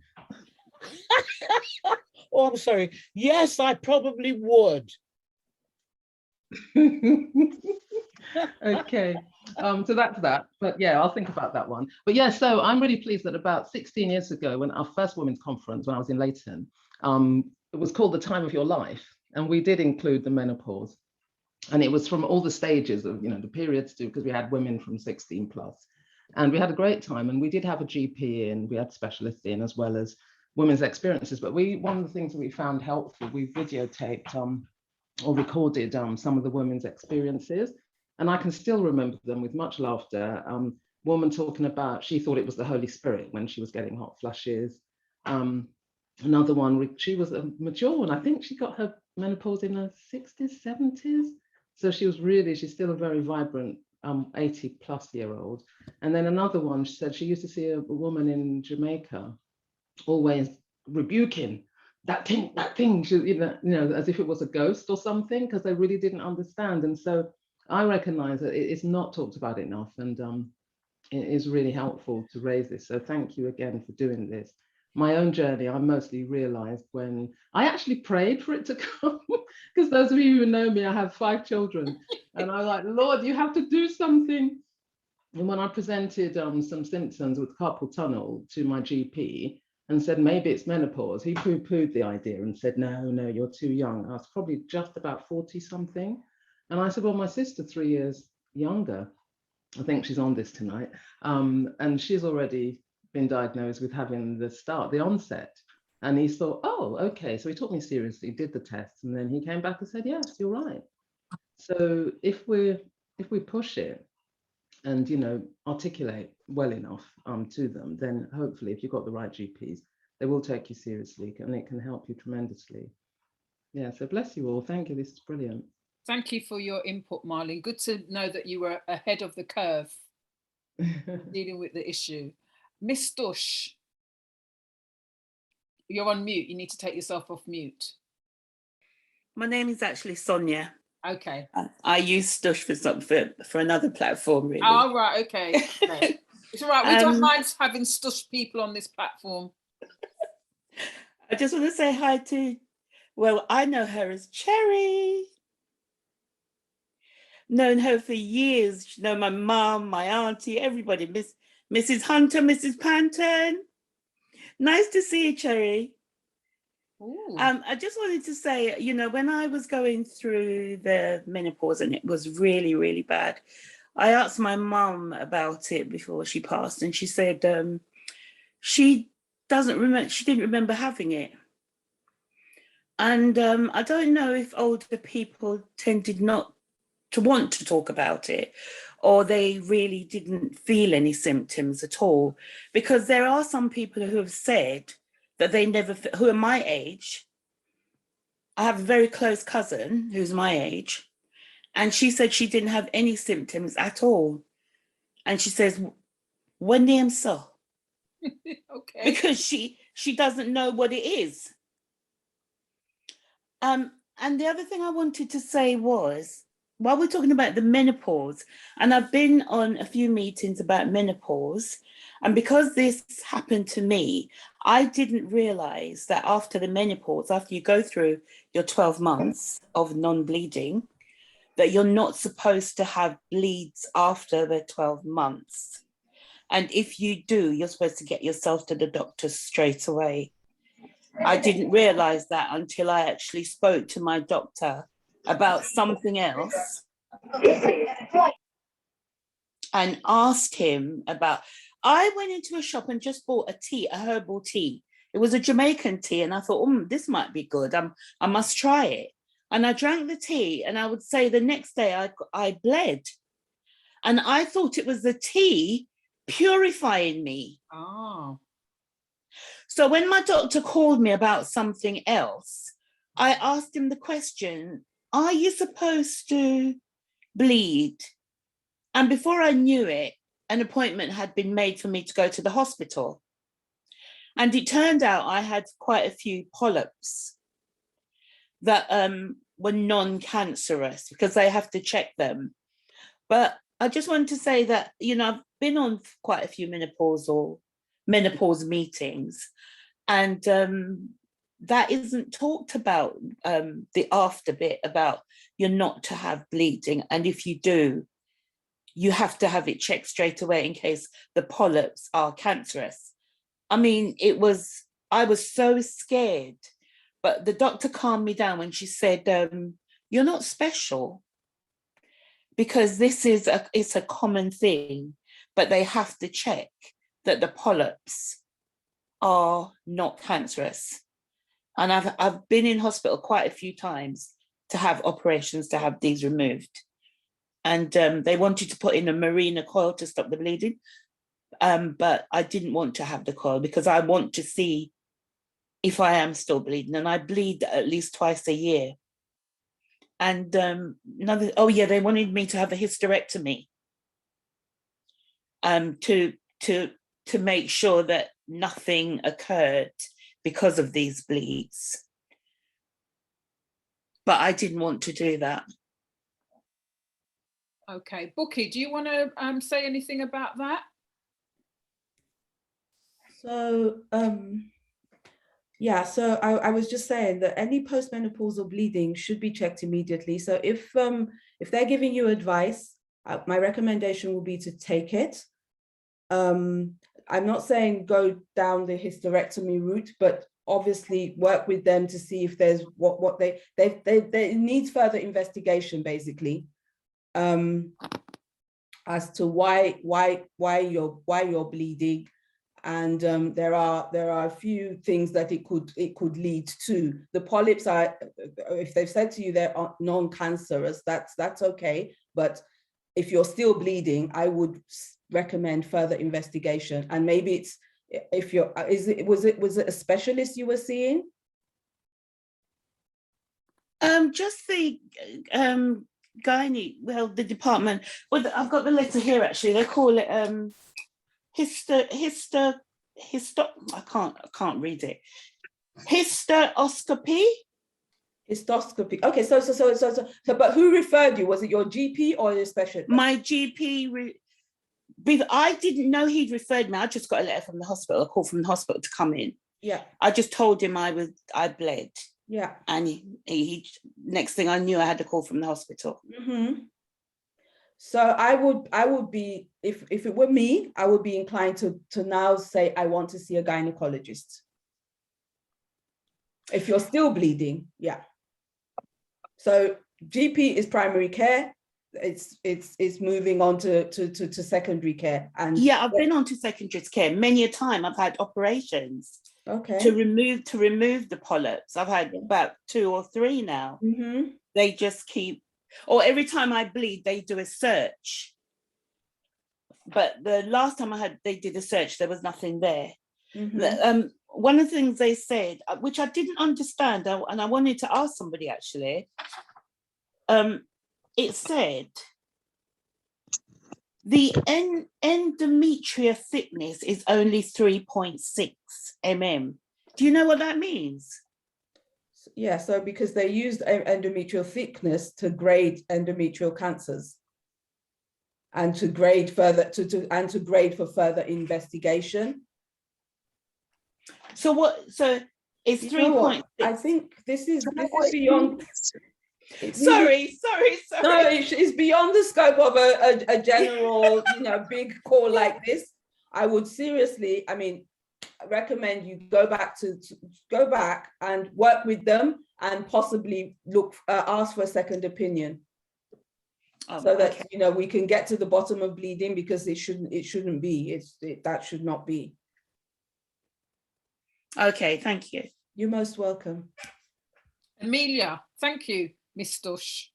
Good evening. Thank you very much, Marcia. I wanted to ask for those who had mentioned, Bukky and Pastor Yvonne, you had mentioned about testing for the menopause.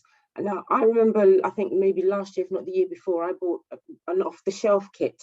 But you're talking about something that's different. Does that include or require a blood test? What are they looking for? How do they measure what they're looking for?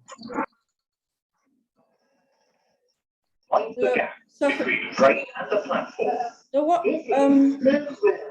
Who's the lady that spoke just now? Amelia. Amelia. Yeah. Amelia, what age? Hold on, let me turn. Sorry. Yeah, continue. What age are you, Amelia? I'm 50. Okay, so post 50, you're not needing a test to determine your menopausal status. You are needed. Sorry, post 45, you don't need a test to determine menopausal status. You determine menopausal status by your symptoms. That's why you should, have. If you email me, I can send you a symptom tracker, because that's how because the hormone levels are so erratic. A test is not necessarily the most reliable way to check at that age. Okay, thank you. But if you're asking what they're looking for, it's a thing called the FSH, follicular stimulating hormone. Okay, wonderful. All right, thank you very much. You're most welcome. Lola, you want to ask your question? Unmute. Your hands up. Yeah. Hi, please. This is a question for Bukky. I just wanted to ask if there are symptoms that are specific, or that African Caribbean women experience that's different to other races, or is it just, are the symptoms just the same across the board? In your research, or in the women that you see? So I don't know that there are data that separate symptoms by color, or race rather. But that's not to say it doesn't exist. It may well be that I've just not come across it. So our communities, we have this suck it up type situation. Whereas other communities, we have a suck it up so my experience, let me say, we have a suck it up situation. We also sometimes, I'm happy that things like this are happening, because sometimes we don't necessarily engage, or we keep it behind closed doors type of thing, and don't reach out for help. Whereas in other communities, women are talking about their symptoms left, right, and center. you know, I've done this and I've done that and I've done the other. So I don't know that there's a difference in our communities as such, because our women are not engaging to that extent to even understand, right, or across the board what's predominant in our communities. And that's why whenever I get the opportunity to speak like this, I will get in front of women to say, we need to engage in this conversation, in this dialogue. That's why when I sit on at the NHS and there's meetings and all, you know, we have Zoom calls, all the slides are one color, because we're not there. you know, and so when I'm constantly shouting at these meetings, I'm like, okay, so where's the cleaner in this meeting? Where's the Black woman in this meeting? Where's the Asian woman in this dialogue? You know, because we need to be part of the conversation. Yeah, but in terms of if our symptoms different for other people, and also our food. So for example, I just put in the post in the chat. So HRT is they call it body identical HRT. So it's packed, it could be patches, it could be gels, and it's derived from yam. That's our food. Yeah. You know, so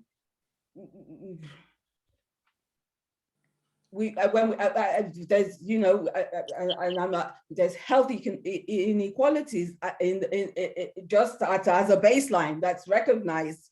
We also have underlying conditions as a community, our lifestyle, our foods, how we, you know, we don't engage with lifestyle, so that we have those underlying conditions which exacerbates possibly our symptoms. That's something that I could say. We are overweight, we don't move.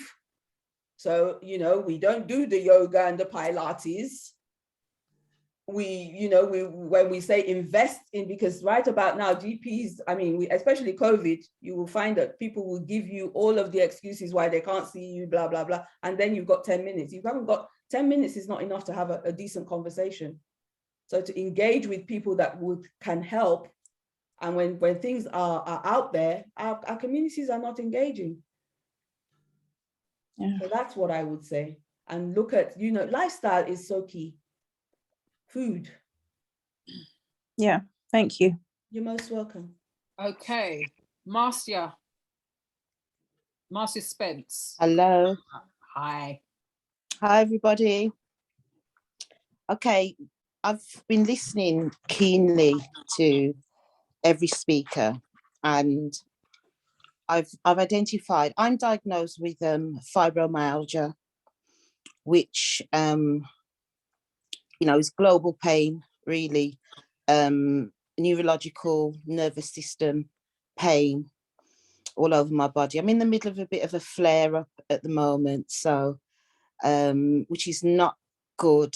But I heard, like, I think it was Pastor Yvonne said, you know, your elbows hurt, your shoulders hurt, parts of your body hurt because of menopause. And I listened, Bukky was speaking about the anxiety or low mood, that it may be suggested that you have depression. I've heard you speak about tonight about insomnia, and a lot of these issues are these physical symptoms are the things that I'm experiencing on a regular basis.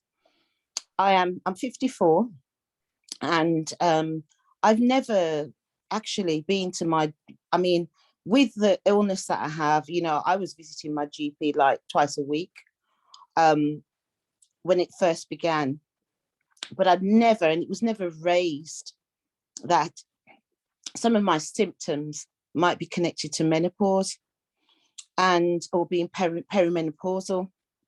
And tonight is really making me think about going back, because am I actually having the right treatment for what I'm experiencing? You know, I've experienced, since I've had this global pain, I've gained weight, you know, I'm less active. And so I'm now diagnosed with diabetes as well, high blood pressure. So these are additional symptoms since I've been suffering with the pain of fibromyalgia. because I've been very, very sedentary. And yeah, so that my question is, do you know, and I think I'm already decided, but just throwing it out there that, you know, about, it's also a statement about the fact that we can probably be misdiagnosed, you know, that I have this diagnosis of fibromyalgia. It feels like a life sentence for me, because of the way that it inhibits my life, you know, day to day. And yeah, so I'll stop speaking and just throw it out really for, you know, all of the speakers or any of the speakers to kind of come back to me on that. Well, Marcia, can I pick you up on that? Yes, please. With the menopause, it actually masks a lot of other symptoms of other diseases that you could be having. Okay. So it's important to check things out. With the pains that we get from the menopause, I find that they tend to move around my body. I can get a pain all of this week, a sharp pain, and then next week it's nowhere to be found. So then I realized that is probably linked with the menopause. Okay. Not something else, but there's lots of diseases and illnesses that can be masked during that time. So okay, if you go to the doctor and be taken through different tests for different things, yeah, individually, and not just think, oh, it's my fibromyalgia, you know. for Even with sure. fibromyalgia, keep active. Even if you can just walk up the road and back again every day, you will notice an improvement in your symptoms, because when we exercise, we release beneficial hormones that make us feel good. Yes. And also it helps our mental health so that we can feel better just from going for a walk. It can lift our moods, and it can really, really help us. So don't just sit in the chair. Don't be sedentary. Yeah. I notice with myself, if I sit for too long, I get really stiff. So I make sure, even when I'm sitting, that I get up every so often, I move around, I'll do some stretches, I'll do some exercises. So that would be my advice to you. Go back, start again, and be treated systematically. Okay. And I also want to go back to the last lady who spoke, and somebody mentioned people of different race. There are not different races. I want to make that very clear. There is one race, the human race. We have different ethnicities. What you will find is that for Black women, the healthcare is always going to be worse. More Black women die during childbirth. Yes. The people who are offering the care actually think that we don't have feelings, that we don't feel pain in the same way as European women. So you have to become an advocate for yourself. And there are some people called doulas who are like maternity support. They partner with you, especially during your time of when you're labor, that's right. And there's one lady on here called Lorna Phillips. She's a doula and she's amazing. She can give good facts about Black women and their healthcare, especially during pregnancy, labor, and subsequently. So please don't just take what your doctor says. You are a Black woman. You need to go the extra mile. You need to get the information, because they will fob you off. They will show you the door unless you stand your ground. Okay. And then with the polyps from the other lady who was experiencing bleeding, I remember I went 11 months without any periods. And then on the 12th month, there you go, I had a period. I told my doctor, immediately I was rushed to the hospital for an MRI and examinations, because they thought maybe I had fibroids or even a cancerous growth. And they checked it out, and it wasn't a cancerous growth. And in the last 8 years, it hasn't grown any bigger. But please don't take it for granted. You have to act on what your body is telling you, what signs and symptoms you're having, any growth, any change in growth, in the shape, in the color. You know, you need to understand that once you are sick, and especially if they diagnose you with a cancer or something, it can be very hard to become well again. So prevention is the greatest form of cure. Do not ignore your life. You have a family, people that will miss you if you die. So please look after yourself, pay attention to yourself, and be gentle with yourself. Okay, thank you, Brilliant. Sister Yvonne, for that. Encouraging us to look after our health and go to the doctor if we see a sign of something that should not be there. Right, we've reached 9:30. I don't know how the speakers feel. I'm willing to take one more question and then I'm going to wrap up.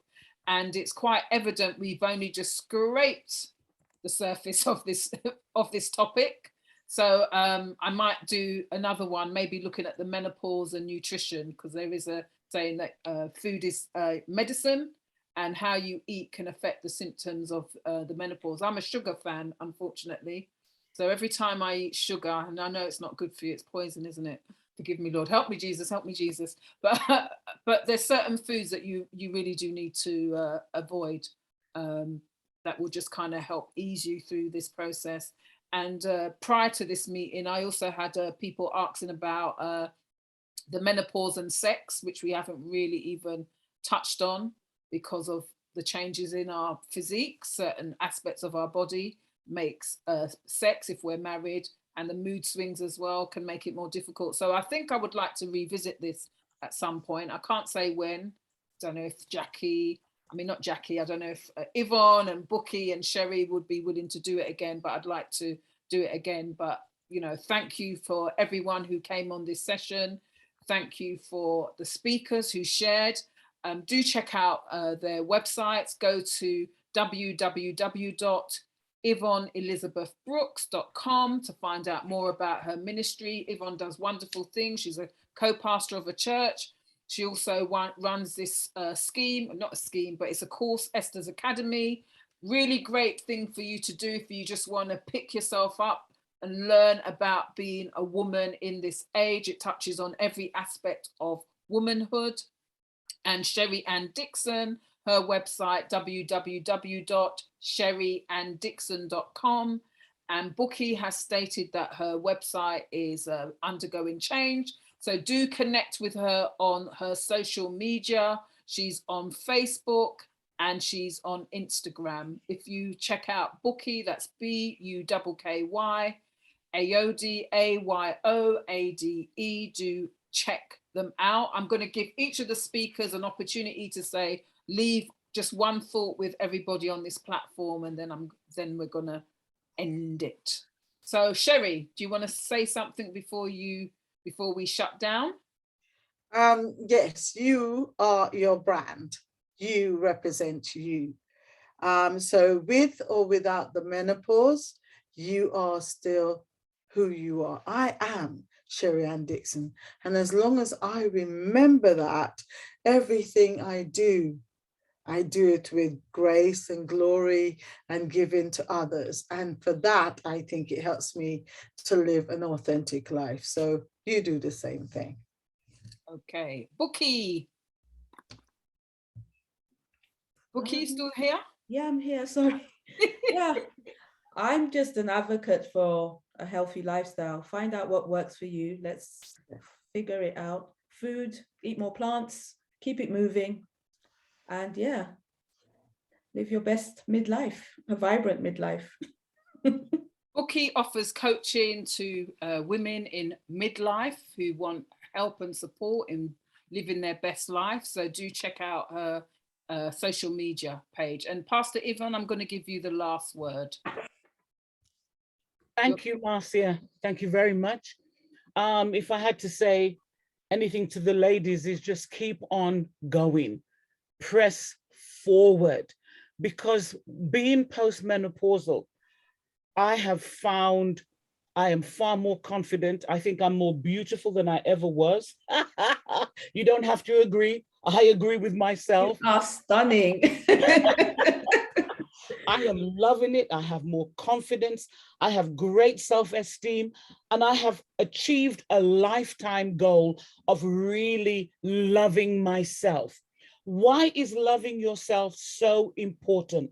If you don't love yourself, number one, you cannot receive love, not from God, not from man, not from your children, okay? And then the other side of that is, neither can you give love, because if you don't love yourself, you have nothing to give anybody else. So I want to encourage every woman, when you look in that mirror, I want you to see the inner beauty that is in you.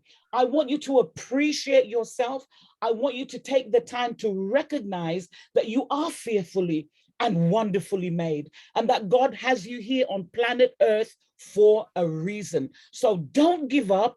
Don't give in. Look after yourself. Take the information that you have received tonight as a start to make your own research and to become an expert on yourself. Okay? So I just want to encourage you to do that. And Marcia, anytime you're ready to do something, if I'm free, I'm ready to be there. Okay, I would like to revisit this subject. Thank you for everybody who's remained on this platform. There's still 100 women on this platform. Thank you, Pastor Yvonne. Thank you, Sherry. Thank you, Bukky, for sharing. Thank you to everybody who's come, who's attended tonight to make this event a success. And like I said, we've just skimmed the surface.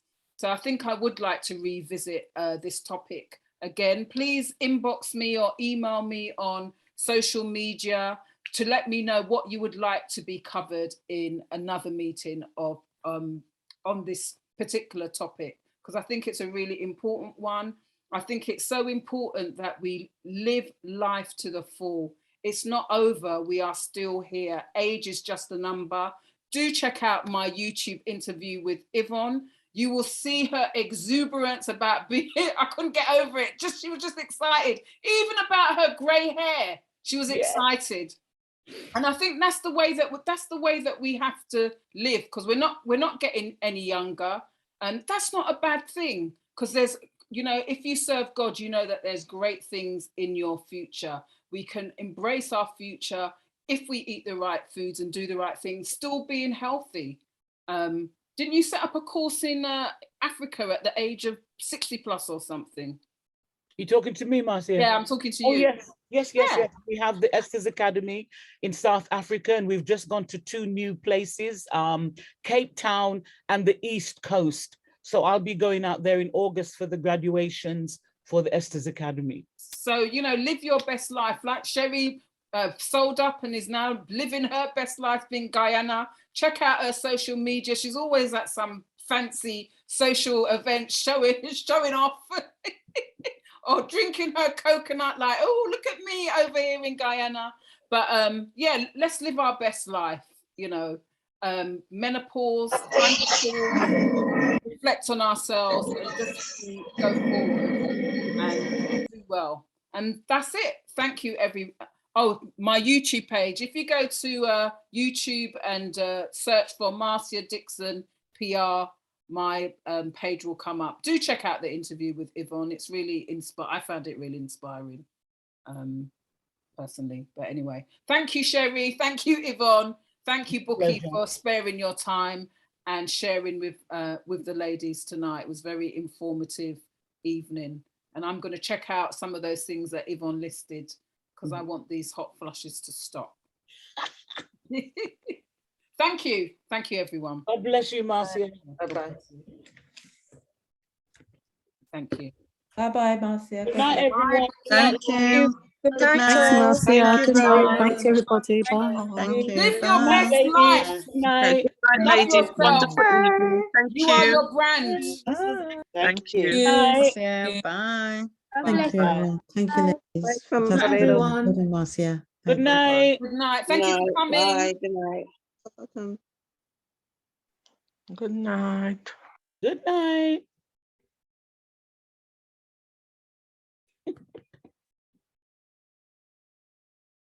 Oh, still recording.